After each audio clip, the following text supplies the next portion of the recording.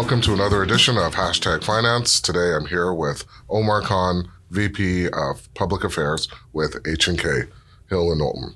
Omar, welcome to the show. Tell us a little bit about what you do. What do I do? So I am I call myself a strategist. I do work for a company called H&K Strategies, Hill+Knowlton Strategies. I'm a vice president on our public affairs team there, but I also have a national mandate for business development and marketing. But apart from that, I'm also vice president of engagement for the Ontario Liberal Party. So I have been very politically involved, and working in public affairs, it is quite intertwined with political activity. What does engagement mean? We want to make sure that party members have the ability to interact with party leadership, to be able to share ideas, to be able to feel that their voice is being heard, both in terms of policy development, but also granular operational decisions of the party. But also, on a second track, it's about reaching out and making sure that communities that perhaps have been underrepresented in politics up until recently feel that they have a place within our party. So we're talking about visible minorities, people from the LGBTQ community. We want to cast as diverse a net as possible. So you opened up the questioning for the Liberal Party, and they seem to have been in the news a little bit. A little bit. I'm going to say three letters. SNC is what's going on, as much as you can talk about. Yeah. So this is it's an unfortunate situation because I think all of the parties involved here were at least initially trying to do what they felt was in the best interests of Canadians. So you have, on the one hand, the former Attorney General, who made a decision, as is her right as the Attorney General, not to ask the Director of Public Prosecutions to seek what is known as a deferred prosecution agreement with SNC Lavalin. So for your listeners who don't know, SNC Lavalin is a fairly iconic Canadian company, iconic yet controversial Canadian company. They had allegedly been involved in some, activities, questionable activities in Libya about a decade ago. Okay. Since then, they have had a new leadership team put in place, and they have a criminal prosecution proceeding through the Canadian court system. For which, if they are found guilty, they would be prohibited from seeking federal government contracts in Canada for a period of 10 years. So what the disagreement, I guess, was between the former Attorney General and the Prime Minister's office was whether or not it might be appropriate to explore a deferred prosecution agreement whereby SNC would pay $500 million, $1 billion in fines, but also commit to real structural changes within the company in exchange for not getting that criminal prosecution, that criminal conviction, which could potentially lead to 5,000, 9,000 jobs potentially leaving Canada. Well, how's Justin doing? I think it's clear that he is feeling a level of stress. I think we saw him, react in a way to a group of Indigenous protesters a couple of days ago that is really out of character. For those of us who know the Prime Minister, that's completely out of character. He apologized within 24 hours, as he should have. But I think that's just a sign of, a bit of the stress getting to him. He is a human being, after all. No, that's true. And being human is why we voted for the party, and why I'm sure he has the leadership of the party. Shifting focuses a little bit, we've legalized cannabis in the country, and it's in large part due to the Liberal Party and the platform that they took. How's H&K's business, advisory business? How many cannabis companies are you seeing? Sure. Just talk a little bit about that. So H&K Strategies is the largest PR firm. Or the lead, among the largest, probably in the top two, definitely. It switches year over year, PR firms in the world.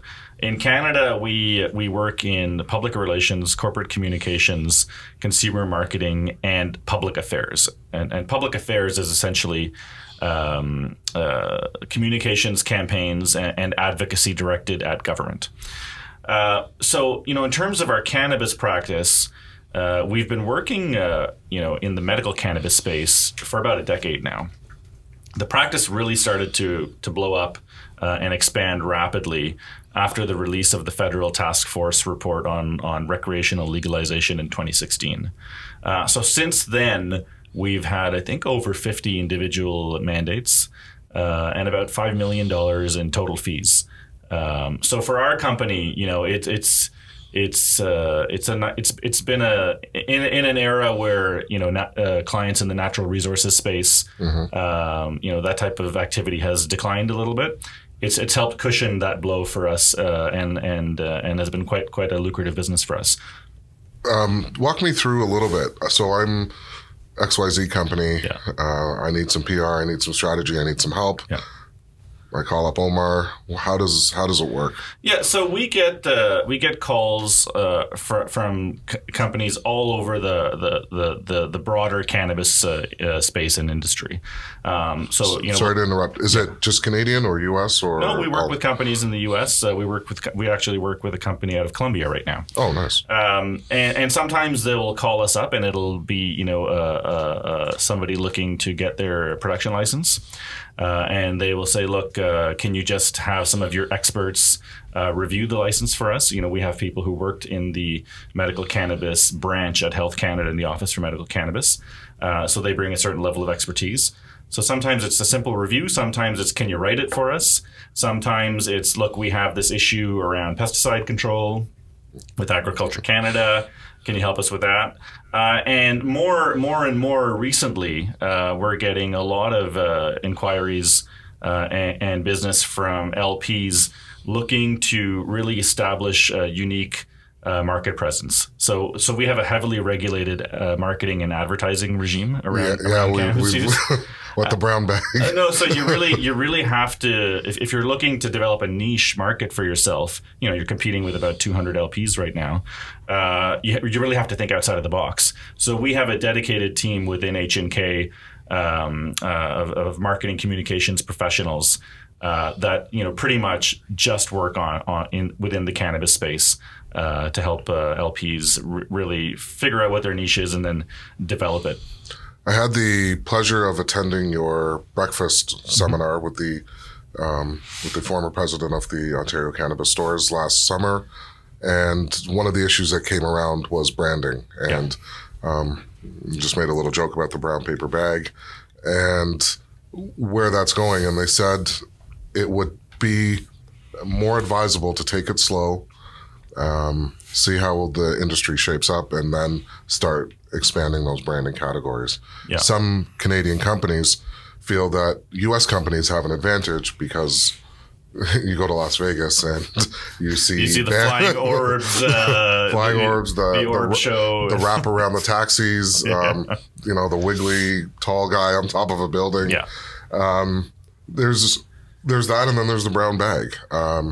Do you think that does put Canadian companies at a disadvantage, or? Well, so they're not at a disadvantage within the Canadian market because, of course, anyone operating within the Canadian market would have to follow those rules, and only Canadian licensed producers are eligible to supply the recreational market at this point. But look, I think from a government's perspective, the federal government felt that they had brought in the most significant public policy change in about a century in Canada, since the end of Prohibition.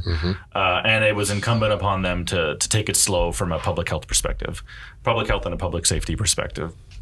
So the three driving forces that they kept talking about behind legalization wasn't to make sure that the product is normalized. Quite the opposite. The federal government does not believe in normalization of use. Okay. But it was to protect kids. It was to take the business out of the hands of organized crime, and to be able to really fund public education campaigns. So, I think there was a lot of euphoria on legalization day. and a perception out there, perhaps, that the government was now open to promoting cannabis use. That is not really the case. Now, where do we want to get to? So we probably, of all jurisdictions in the world that have legalized, we probably have the most restrictive advertising and marketing rules.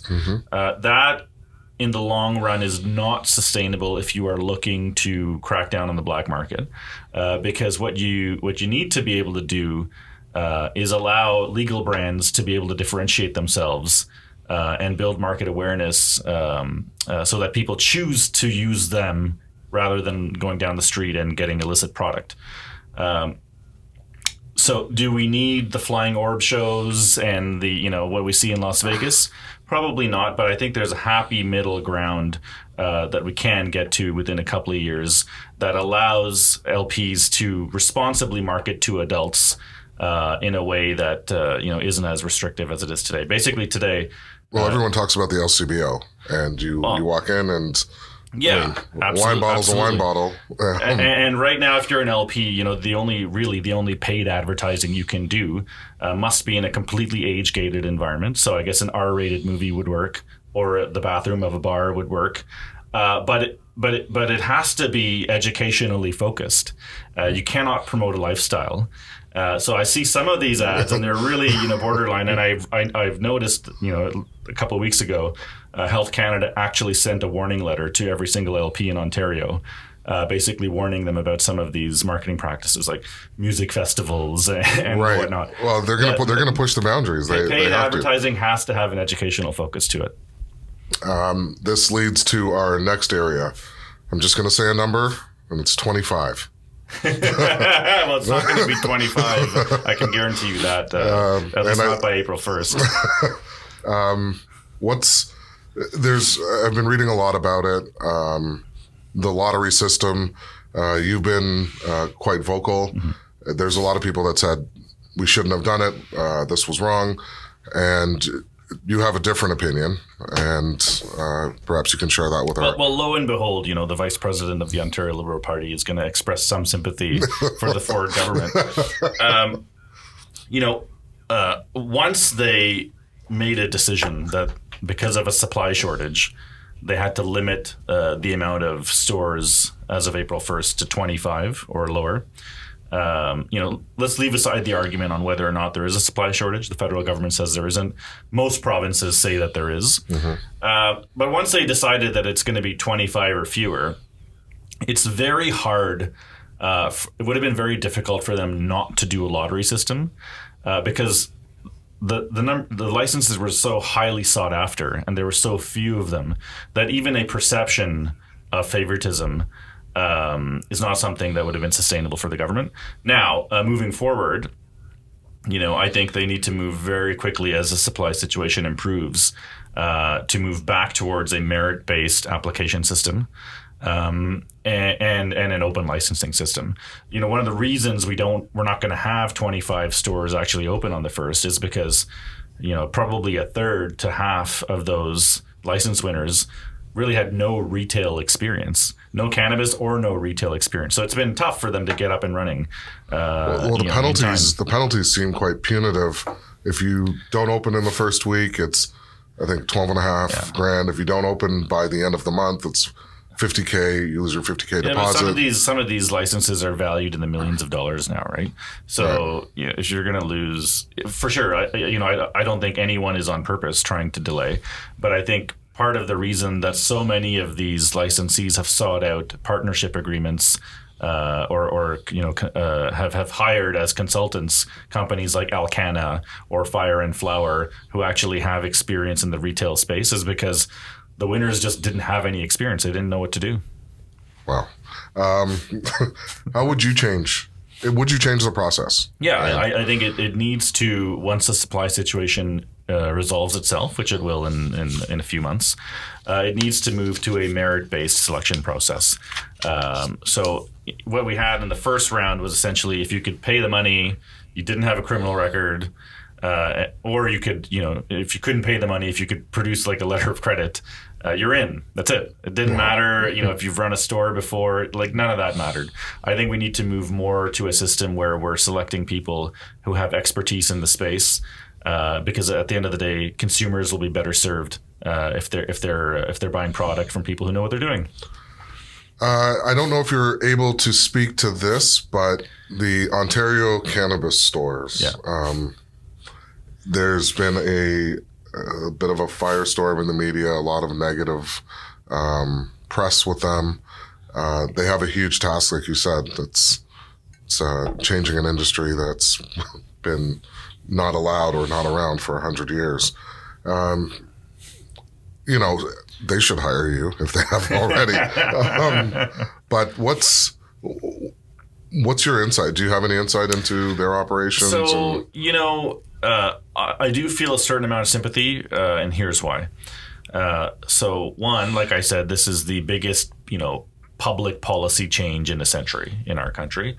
And all provinces, Ontario included, only really had about 2 years to get ready for this. Two, with the change of government came a complete change in terms of the role of the Ontario Cannabis Store. So initially they were supposed to be, the monopoly provider of retail product on a storefront level, and now they've been essentially relegated to online only. Apart from that, they've had quite a significant level of change or turnover at the senior leadership levels. Mm-hmm. I think they've gone through a couple of presidents, 2 or 3 presidents actually, and some change at the senior VP level as well. Now, that being said, if you go on their website and you compare it to other online retail platforms like an Amazon, it's a night and day difference in terms of the customer experience. Right. So my recommendation to them would be to really look at other online platforms related to cannabis, like a Leafly, and see what type of partnership opportunities might be available there. Because at the end of the day, if the user experience isn't what people are expecting, or used to, they're not going to gravitate to that channel. They're gonna stick with their drug dealer.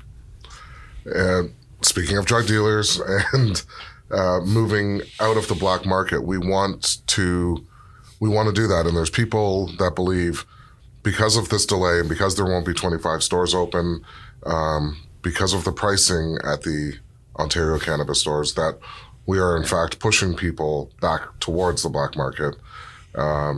Which is something that we want to eradicate. What do you think about that? So I think the vast majority of new market entrants, so people who have been enticed into the market after legalization, are accessing the legal channel. I think a good number of consumers who perhaps are casual users have graduated to the legal channel. I think where we have failed so far is to convince the bulk of hardcore and frequent users or consumers, to switch. And that's going to be very hard to do when you have a website that looks like it was built in 1996 and you only have, not even 25 stores. It's going to be like 15 stores April 1st, right, across a province of, 14 million people. So I think like I said, this is an iterative process. We have to have some level of sympathy for the government, in terms of wanting to take it slow, but they can't take it too slow, because if we really want to take this out of the hands of criminals, we're going to have to make it accessible to Ontarians and to Canadians. So my last part that I wanted to talk about was the outlook and going forward.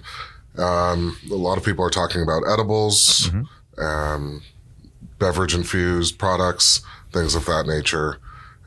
Where are we in with that? So the federal government had posted a discussion paper where they outlined certain proposed regulatory changes that would enable the legalization of edibles, infused beverages, and extracts.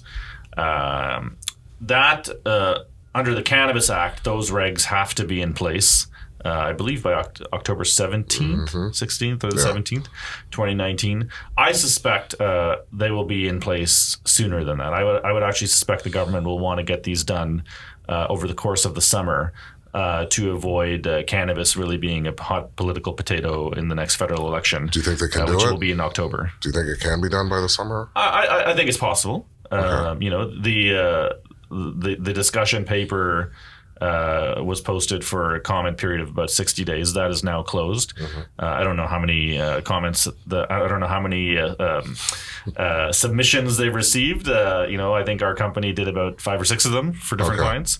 They're going to review those, but I suspect if I were a betting man, I'd say we'll see some regs in place by the end of the summer.